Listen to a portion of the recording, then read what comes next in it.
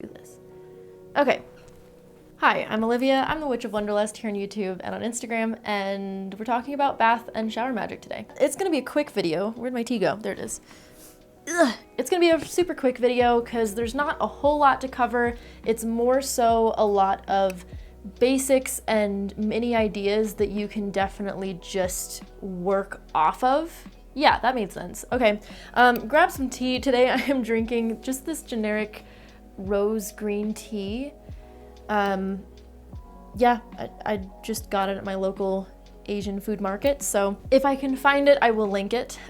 It's really hot. Bath and shower magic, where do I even start? It's super great for beginners or people who have super busy schedules. You're just incorporating your practice into something that you already do. That, and it's great for beginners, people who aren't really open about their practice, being that you are, I'm assuming, alone in the bathroom when you're taking a bath or a shower most of the time. I don't know your life. Of course, in the mundane world, showers and baths can be cleansing and relaxing, so you can use that in your craft to both meditate and cleanse yourself. Starting off super simple, super basic, visualizing just yourself being cleansed in the shower or in the bathtub, coming off of you kind of like soap suds would and down to the drain. Actually, one of my moderators on the Wonderlust Discord server gave me this really good tip that I love. He visualizes the body being a river and all of the leaves and twigs being brushed away, being flowed, carried away by the current. That's it. So feel free to use that, or you can use just your regular body soap and suds it up and visualize that body soap kind of absorbing all of the things that you don't need anymore and washing that off and down the drain. Before we continue, I'm going to give you a quick disclaimer. I'm going to talk about adding herbs into things like bath salts. Many of you have made your own bath salts, even just as like a DIY craft. But please, please, please be careful of the herbs that you're using. So say if you're using lavender flowers or rose petals, you don't want to be using the things that are from just the grocery store or the florist. You want to be using the food grade rose petals, the organic type, the ones that aren't sprayed with pesticides.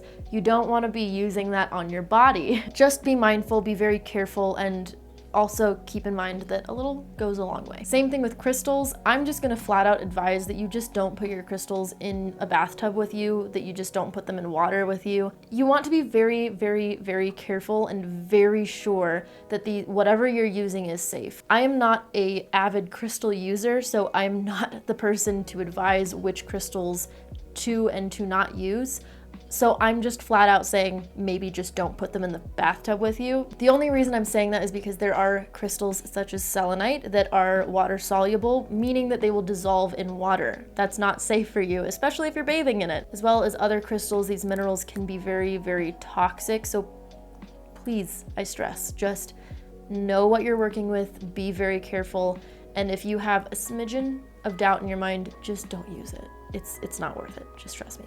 Anyway, moving on, now that we have that out of the way, what can you use in bath and shower magic? Pretty much everything you already use. So this means soaps, shampoos, body washes, bubble baths, Epsom salts, bath salts, things like that. Bath teas, those are witchy. You can also make them as elaborate or as simple as you wish. It's totally up to you or what you're feeling. Most of the time, this type of application is used when you are doing things such as cleansing, obviously, protection, or drawing magic. So you can get pretty creative, but the biggest types that I personally will use bath magic or shower magic for are cleansing anything, uncrossing anything, the physical body, and you can also reach that out into the spiritual body as well. Things like protections, you are bathing in protective herbs, so then you are coating yourself and your spiritual self and your energy field in protective energy. And of course, drawing. So this will work into a little bit of the glamour magic, and we'll talk a little bit about that here, but we'll talk about glamours themselves in a different video. You can use any safe herbs to bathe in to draw things such as love, luck, or money. So basically think of bath magic and shower magic as you are the tool, you are the crystal, you are whatever you're using in your craft, cleansing, protecting, and or charging you. So that's kind of how I view it, because it's a little easier. So here are some ideas to get you started. If you have a bathtub, then obviously you're set to go. You can do things like magical baths.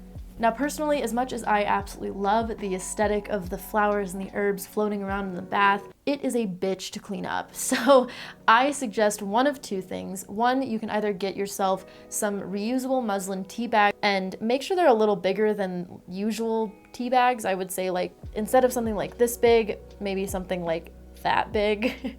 And you can use it as a little scrubby and scrub your whole body with it as well. And once you're done, you can just hand wash it. You can toss away the herbs or bury them or whatever you wish to do, and then just hand wash the muslin bag and reuse it for next time. Or you can get one of those like strainer things. They're like little mini drain strainers, and just set it at the drain. I'm sure you can get them online somewhere. I've seen them in stores, but they're just little drain strainers that you put in the drain, and as your bathtub drains, everything gets caught and you can just pick it up and toss the herbs. So I suggest those because you really don't want to be clogging your drain. Bath salts, again, store-bought are fine, but if you want to make your own, there are plenty of tutorials and plenty of blog posts on different recipes on how to make them. Just look up the correspondences of whatever they're using in their recipes, and you can easily find what's compatible to your intentions. Bubble baths, there are plenty of bubble baths that are infused with different herbs or different smells, and the ones that you can just buy at a corner store such as Walgreens or CVS, there's of course lavender, there's mint and eucalyptus, there's vanilla.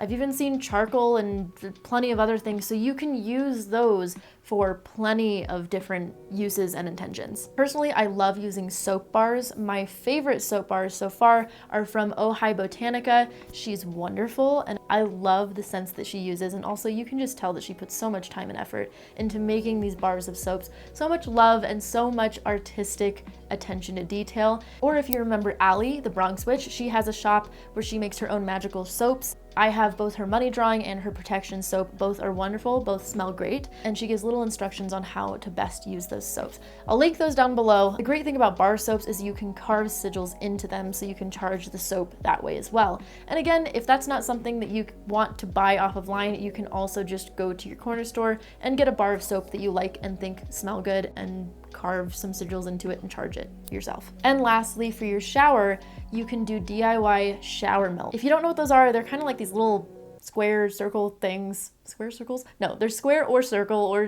whatever shape you want to make them. And they're basically just these little tablets that you put on the floor of your shower when you're showering, and the steam and the heat allows the steam to rise, and it smells nice, and you can add different properties to it. Again, there are so many different YouTube tutorials and blog posts that you can find on Pinterest for different recipes and different ingredients and things like that. So just type in DIY shower melts and you should be set to go. And at the end of the day, if you don't want to do all of those things, taking a shower or taking a bath especially are great times to meditate and practice that, whether that takes you 2 minutes or 10 minutes, or if you're one of those really long shower takers, to practice on your meditation.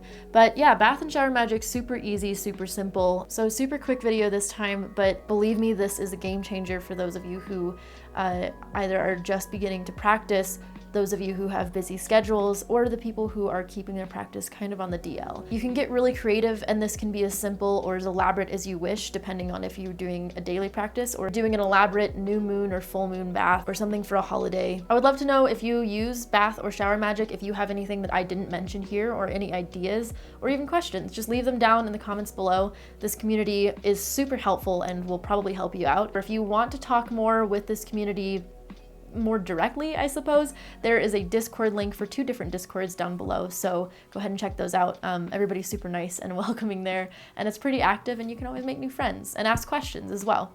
We also get some really good ideas from each other, so that's cool. And what else? Oh, there's a hashtag. We have a hashtag. We've had a hashtag for a long time. It's hashtag Wanderlust Coven with an O, not an A. It's just Wanderlust Coven, not the Wanderlust. I mean, you can, but I don't check that one. Wanderlust Coven with an O right here. So if you want to do that, I follow that hashtag as well. And I like to add some of the little things that you all post on that hashtag as well at the end of some of my videos, because it's just kind of cool to see what you folks are up to. So I think that's it. Well, as always, thanks for watching. Best of luck. Be kind to each other, and may your gods treat you as you've treated others. Bye.